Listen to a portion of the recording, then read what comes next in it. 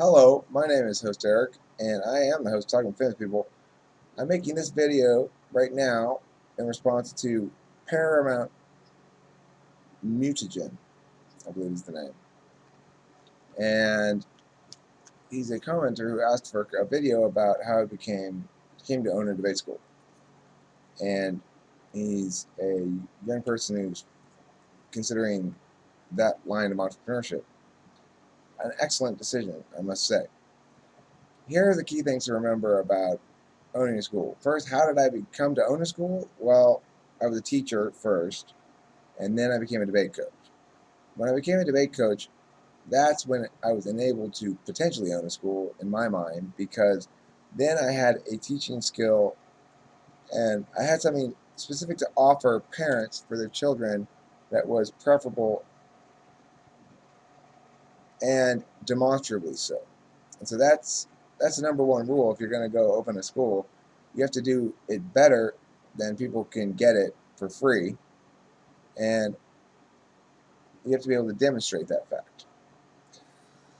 So if you were to try to open a full day school, like a private school that does 6 periods of classes a day, et cetera, that's going to be very difficult to go straight to that. Almost impossible. You have to begin by having your school have no building and no employees but yourself, and you need a specialty.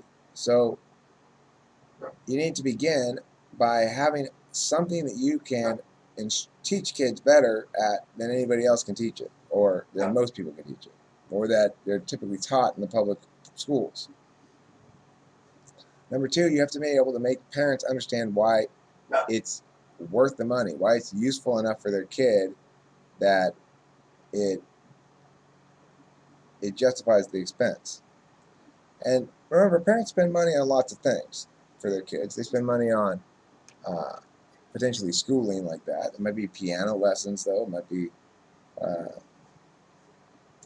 tennis. It might be extra math tutoring. It might be whatever.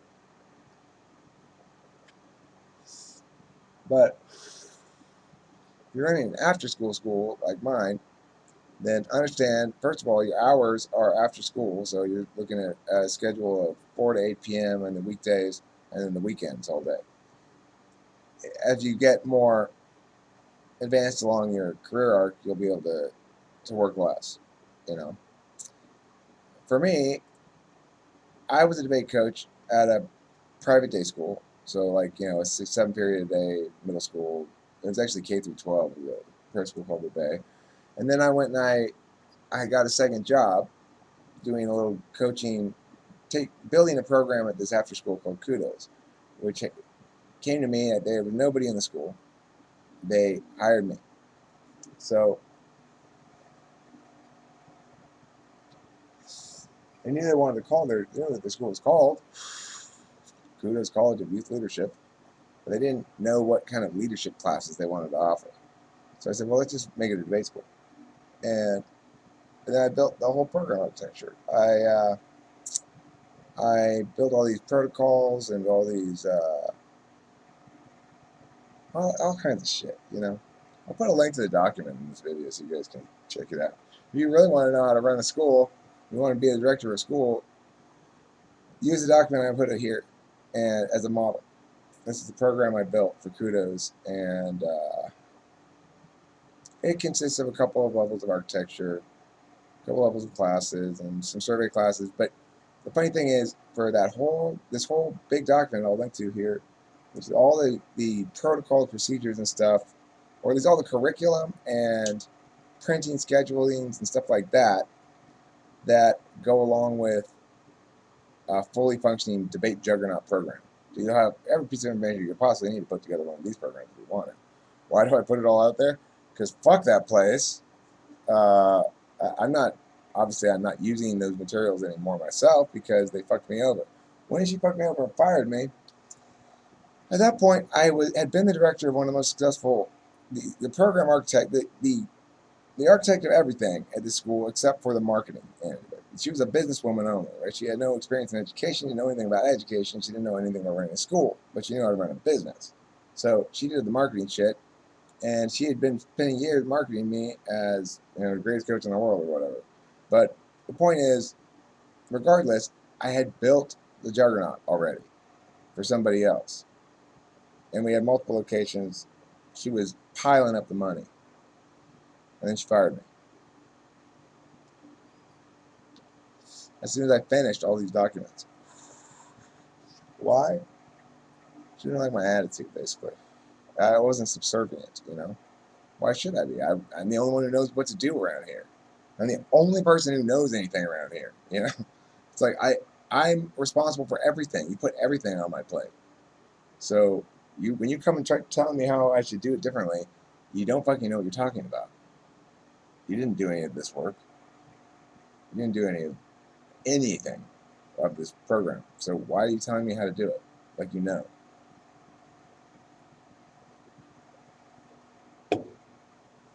Anyway, when she fired me, it just no longer made sense to work for anybody else. Because, first of all, I had a really good reputation in the debate community. I was known as one of the best coaches around, and I had a track record that was stellar, right? Like we were demonstrably, objectively, Kudos was one of the top 5 programs in the country for middle school. We had a few multiple national champions, two national champions in debate, one in speech, and did we have one in speech?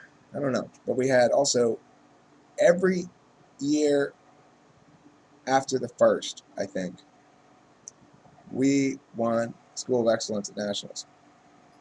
They only give 5 overall School of Excellences and 3 debate School of Excellences. No, all opposite. They give 3 overalls, 5 debates, and 5 speech. And there's like 100 and some schools there. So we got either debate or overall or both every year after the first one. So at that point, you're going to start your own school. It's going to be pretty straightforward. But I still didn't do what one would normally expect me to do when you start your own school. I didn't look for a location and start to get a business license, all that kind of stuff. What I did was make a corporation and partner with somebody who already had their own school, and I split of the revenues, and I put all the admin in their hands. And now, but I'm not signing any contracts either. This is purely as long as it works for both of us. And so, I've currently got a situation where I've got a lot of clients for my school that are paying a lot more than their parents paid for any other after-school activity, and no overhead. I mean, my overhead is all contained within the split that my partner gets, I guess. So my cut is my cut. I pay Abraham, but if he's in charge of a class, I have it arranged so I'm not even paying him. He gets the revenue. I get a cut of that. He's got his own sort of deal with them, and I got a cut of that. That's how I want it structured. I don't want employees. Remember that if you're going to run a business, you've got 2 sorts of problems. Problem number 1 is producing value for your clients, whomever they are, clients or customers. Number 2 is managing the systems that you need to make your business run smoothly.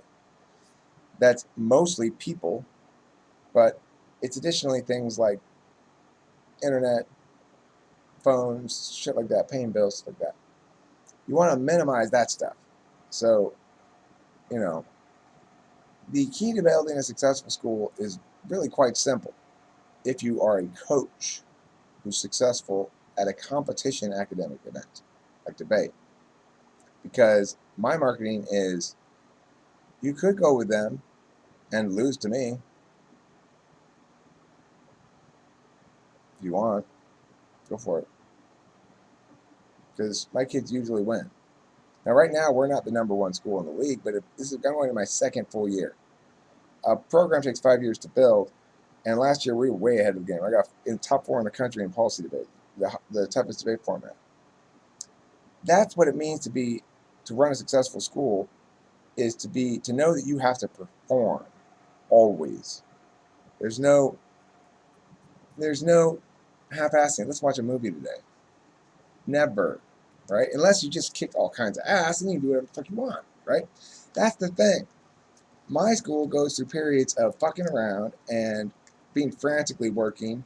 It goes from periods of me playing piano and laughing with the kids to me screaming profanities at them.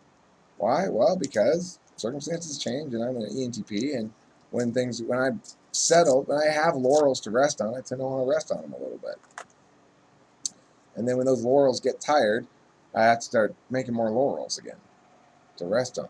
So at the end of the day, your success as an entrepreneur, your success as a school, your success as an educator is manifest through need.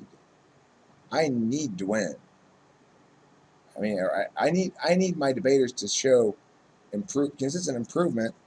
I need parents to go watch this, right? If they lose, I need the parents to come out of that room going, "That's such a fucking bullshit decision because we understood this thing way better than they did, and our arguments were way better, and we kicked their ass, and I don't know why the judge voted for it." And then they complain to me about how I need to go complain to somebody. Whatever. That's how, when we lose, I need to be like that, and usually it is. I rarely hear any parents come out of that around saying that other team seems better prepared, or that other team seems to understand better. Why? Well, when you pay tuition in my debate school to have your debater on my team, you are purchasing my soul. You're not just purchasing a few hours here or there. You're not purchasing a finite number of hours. You're purchasing my soul. Yeah, we have a certain number of class hours, but when your debater child hits me up at 11 p.m. on Facebook and says, "Yo, I don't understand this thing," or I need to link these arguments to my framework better, then we will spend an hour on GoToMeeting. We'll spend 2 hours. I don't fucking care.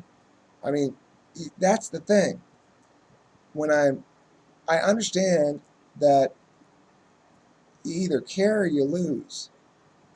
Care more. Care more than anybody else. That's how you do it.